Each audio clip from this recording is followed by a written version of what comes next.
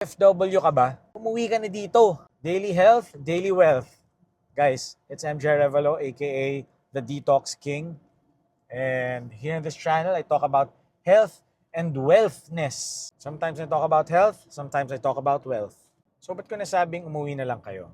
I watched this interview by Mr. Kunyeng a few years back. And sabi niya, ang reason daw kung bakit ang pinaka malupit na people power ay ang EDSA 1, pero hindi na nasundan masyado nung EDSA 2, parang supot na. Kasi after daw ng EDSA 1, doon na nag-start talaga magkaroon ng mas maraming OFWs.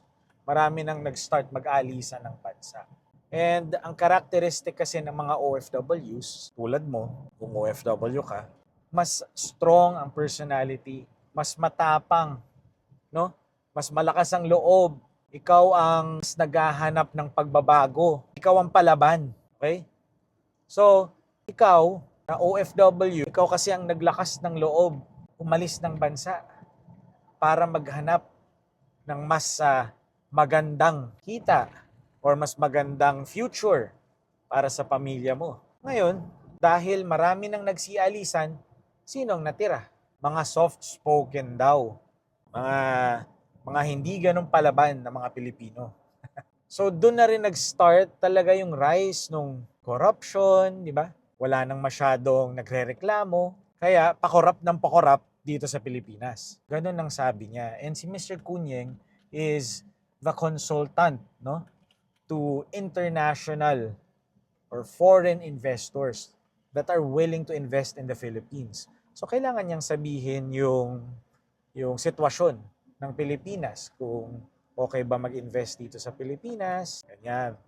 So ngayon, more than ever, kailangan na ng Pilipinas kayong mga nagsipag-alisan. Dahil kayong malakas ang loob, mga OFWs. And minsan iniisip ko, alright, kung babalik din ng mga OFWs tulad mo, ano ba ang babalikan nyo dito? That is why ako, hindi ko naman ikaw bebentahan, pero ako, I offer franchises for the Daily Detox. And ang Daily Detox, it's already an 11-year-old company. It's focused on health, napaka-timely, and we have positioned ourselves already in the market as one of the go-to sources for healthy drinks. Kaya, yes.